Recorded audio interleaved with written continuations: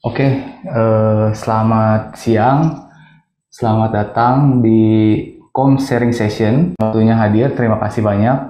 Semoga diberi kesehatan dan kelancaran dalam bekerja. Kita berbagi pelajaran atau online course sharing gitu dalam beberapa bulan terakhir yang kami pelajari buat teman-teman di JDS gitu.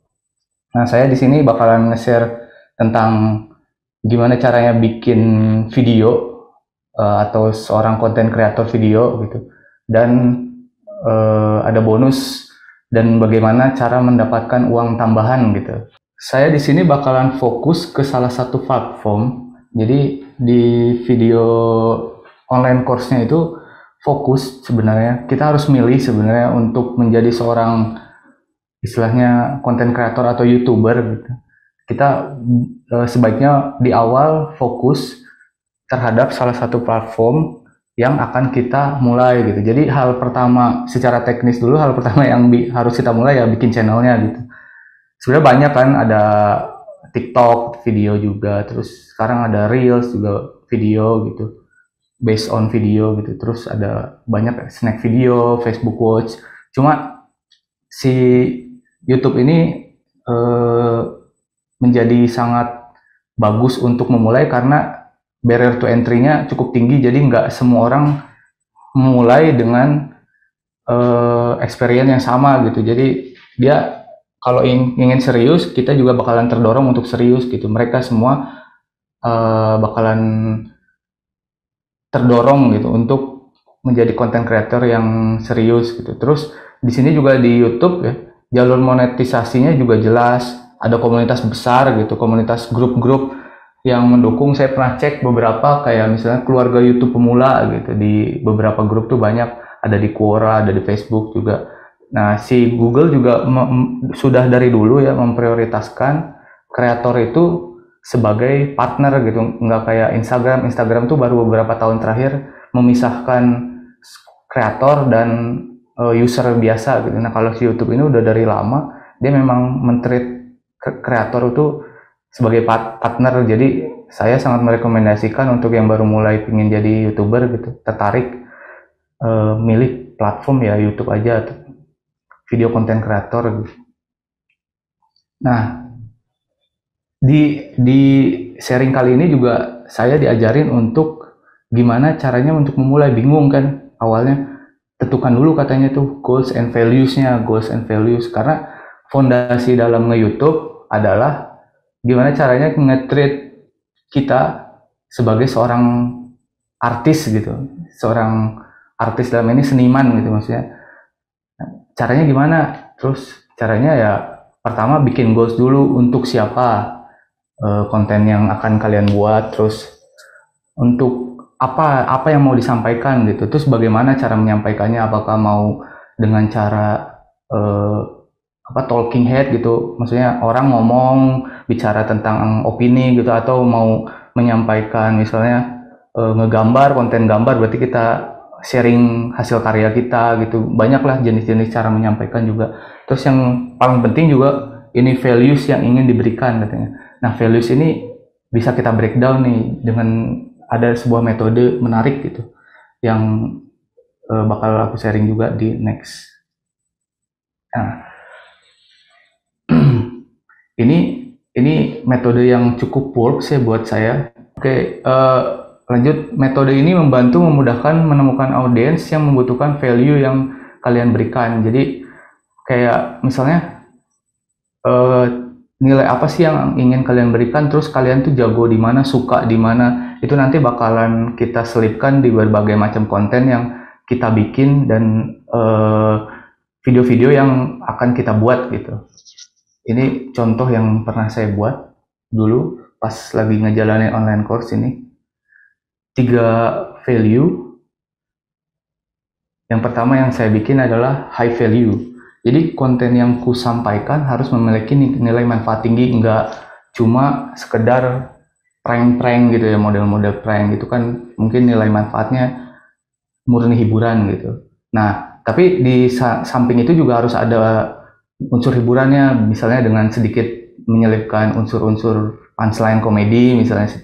Terus, nah, beberapa konten video yang ingin saya bikin juga disampaikan dengan mudah, murah, dan nggak ribet gitu dikerjakannya. Itu value yang ingin ku buat dalam membentuk video-video yang sebagai seorang YouTuber nanti, misalnya video kreator yang ingin saya sampaikan gitu. Nah, terus kesukaan kalian apa? Misalnya aku sukanya bikin video esai gitu.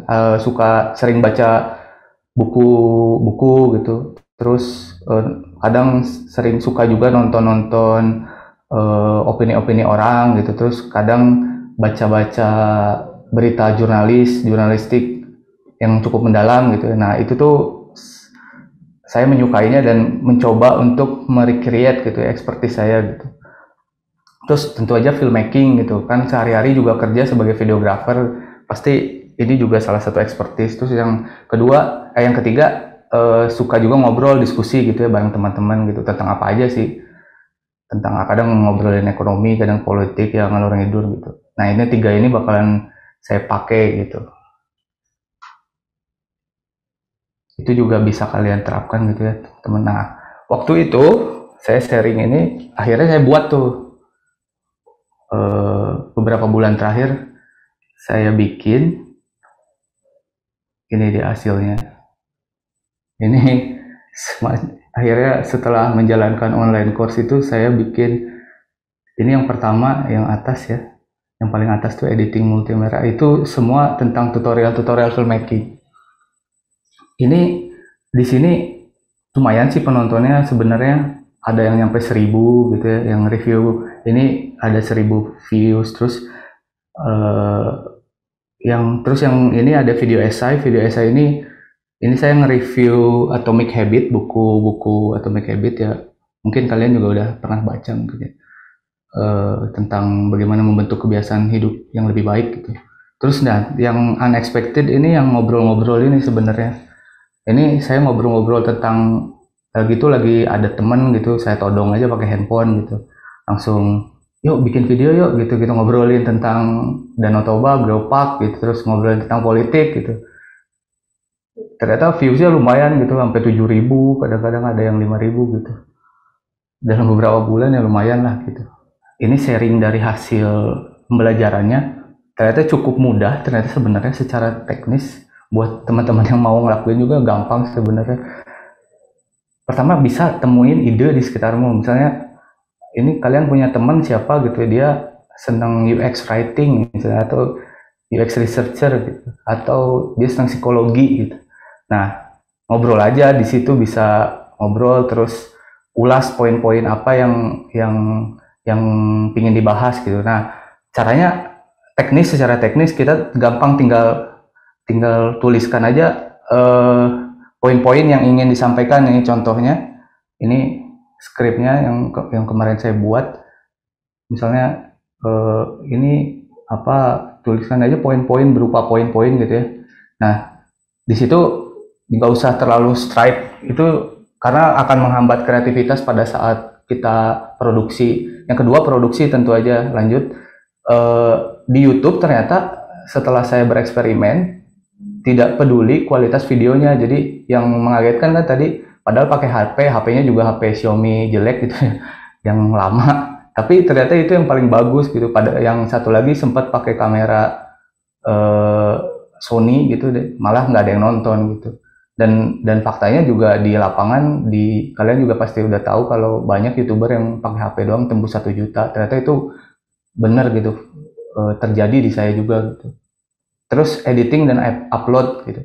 Nah, buat yang ini tips praktikal ya, buat yang nggak lancar public speaking seperti saya gitu ya, nggak lancar ngomong atau nggak punya kemampuan ngomong yang panjang gitu. Ini bisa pakai teknik jump cut. Teknik jump cut itu ya udah langsung potong aja kasar gitu. Ini contoh teknik jump cut. Nah, ini 2 video ini sebenarnya saya cuma ngomong misalnya, halo teman-teman, berjumpa lagi dengan saya Aji, udah potong. Terus, nah di video kali ini saya akan membahas tentang teknik bla bla bla bla, potong gitu. Nah, itu udah dikit-dikit aja. Jadi ngapalinnya dikit-dikit, potong. Itu sebuah tips praktikal yang saya lakukan untuk menjalani kemarin eksperimen praktek gitu ya di dalam membuat video-video konten kreator. Nah, hasil eksperimen ini juga ternyata lumayan berguna. Waktu itu di JDS saya sempat sama Cindy bikin video tentang Picobar gitu, nyoba dia tampil gitu, dan kalau timnya lengkap malah jauh lebih bagus gitu. Kayak kalau kemarin sendirian ya lumayan gitu, pas lengkap jauh bagus gitu. Beda lah levelnya gitu. Oh iya, kalau mau nanya langsung juga nggak apa-apa sih, karena ini kan sedikitan, langsung potong juga nggak apa-apa. Silakan ya, atau bisa raise hand juga boleh. Nah, yang susah ini ternyata di sini gitu, di Get Discovered ini paling susah, karena ini teknik-tekniknya banyak banget gitu. Ini aku jelasin singkat aja ya. Ada 4 jenis kreator gitu di dalam YouTube gitu. Yang pertama tipe public figure. Ini udah jelas, public figure adalah orang yang punya follower dari sananya, udah aktor, aktris gitu, politisi. Nah, tipe B ada influencer platform lain. Ini juga udah jelas, dia misalnya gede di Instagram, dia pasti gampang narik pindah platform gitu ya, dari Instagram ke YouTube. Minimal misalnya convert followers 20% udah pasti dia nge-YouTube aja langsung gede gitu. Gempi gitu, dulu terkenal juga tuh, dia nge-YouTube seharian dia bisa mendapatkan subscriber puluhan ribu dalam waktu singkat. Nah, saya ini adalah tipe D gitu, tipe orang biasa. Nah, tipe orang biasa adalah kebanyakan dari kita, jadi kita nggak punya teman atau nggak punya privilege, tapi yang di sini adalah secara growth bakalan lama, cuman secara kesetiaan gitu ya, kesetiaan orang yang nonton video-video kita itu bakalan lebih stabil, jauh lebih stabil. Itu ini menarik sih sebenarnya. Berkarya kan kita biasanya ada tuh, berkarya aja jangan peduli views katanya. Ini dia menyalahkan ini, sebenarnya bukan menyalahkan ya, sah-sah aja silahkan, cuman dia tidak menyarankan untuk melakukan ini. Karena coba pedulikan angka, kualitas itu kan relatif ya, tapi kuantitas itu mutlak gitu. Jadi kita fokus di jumlah gitu. Misalnya bukan jumlah view, tapi konsisten. Misalnya sehari mau ngupload, jangan sehari, seminggu mau sekali gitu.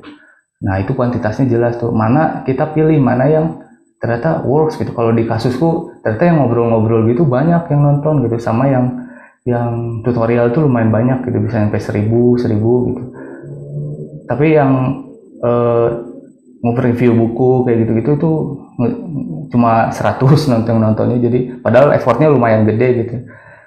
Nah, ternyata kita dan hasilnya saya tahu gitu bakalan ngegas di mana gitu. Nah, ini juga saran dia, gunakan YouTube Analytics untuk mengetahui part mana yang harus kita, konten-konten yang mana yang harus kita double down gitu, yang kita perbanyak gitu.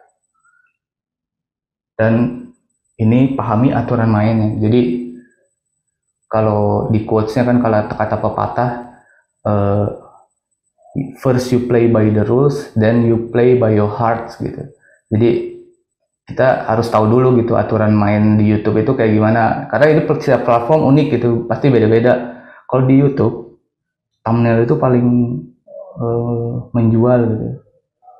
Di survei ngebuktiin kalau 90% penonton itu klik thumbnail yang yang menarik buat mereka gitu, bukan judul. Judul penting, tapi thumbnail itu lebih dari judul gitu. Nah, terus dia juga menyarankan video-video yang lumayan panjang gitu, misalnya lebih dari 10 menit, karena watch time akan otomatis lebih tinggi. YouTube memiliki keuntungan lebih dan kita bakalan dipromosikan gratis oleh YouTube gitu. Jadi misalnya konten-konten yang ngobrol itu mungkin karena panjang dan menarik gitu ya, buat mereka relatif yang menarik tuh ternyata dipromosikan gitu, disuggest gitu. Bahkan beberapa nyasar ke anak-anak JJS juga, kok ada si Aji nyasar tiba-tiba di videoku gitu, nggak jelas nih gitu ya gitu. Pokoknya kadang ada komen-komen anak JJS yang kok bisa ya nyampe ke mereka, padahal bukan audiens yang pingin kutuju gitu ya, nggak ngerti juga gimana itu. Nah, kita harus riding the wave katanya. Maksudnya riding the wave tuh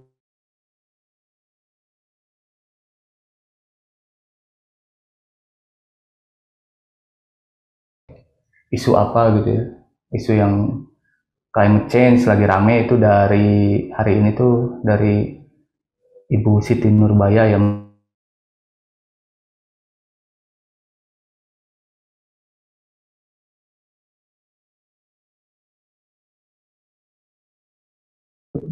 tapi dia menyarankan juga, dan ini aku juga harus hati-hati gitu ya, karena ini punya resiko tinggi, kita harus kuat gitu pijakannya dalam panjat sosial ini, karena kalau salah gitu bakalan ya komen-komen negatif lah. Ini aku juga belum ngalamin sih, cuma dulu pernah waktu kerja dulu di jurnalistik gitu ya, di TV One gitu, Viva, sempat ngebahas ya beberapa sepak bola gitu, terus akhirnya ternyata malah eh, dicaci maki gitu karena riding the wave itu gitu.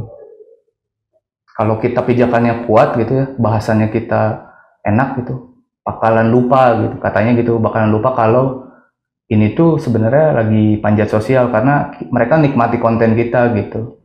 Nah, ini bisa main ketika kita udah rada lumayan stabil gitu.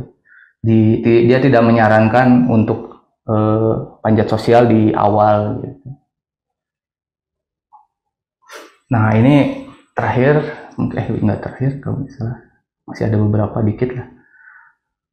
Untuk memonetisasi channel kita ya ada beberapa cara, cukup banyak sebenarnya. Yang paling basic ke Google AdSense ini nanti bisa kalau mau udah memenuhi syarat gitu 4.000 jam tayang gitu. Ini gampang sih, tinggal ngeklik aja, itu banyak caranya. Pasti nanti juga di email sama si YouTube. Nah, yang menarik itu sebenarnya ini productize your service. Jadi si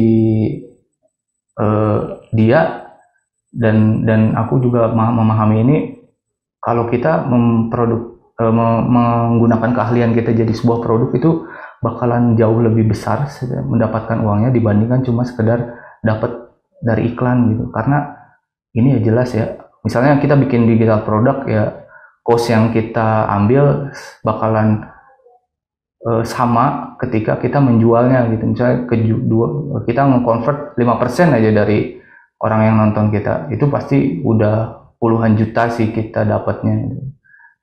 Salah satunya ada teman saya juga ngejual online course, dia lumayan gede itu dia dapatnya. Terus dia juga satu lagi nih ngelakuin one on one coaching, jadi ini dibayar per jam. Mulai konsisten tuh baru-baru ini, baru mulai gitu. Kemarin sempat bolong-bolong nyoba upload ya, karena konsentrasinya pasti diutamakan ke kantor ya, jadi ke bikin video buat JDS. Nah, ini tuh sebagai eksperimen aja, tapi ternyata ketika aku mulai konsisten, grow-nya mulai kelihatan gitu, mulai ada yang nyampe 1.000 sampai 7.000, itu menarik banget gitu. Ternyata ada yang mau nonton nggak jelas kayak gini gitu, kaget juga. Oke, itu aja sih sharing dari saya. Balik ke ini ya, apa tagline YouTube zaman dulu, let's broadcast yourself again. Terima kasih, itu aja ya.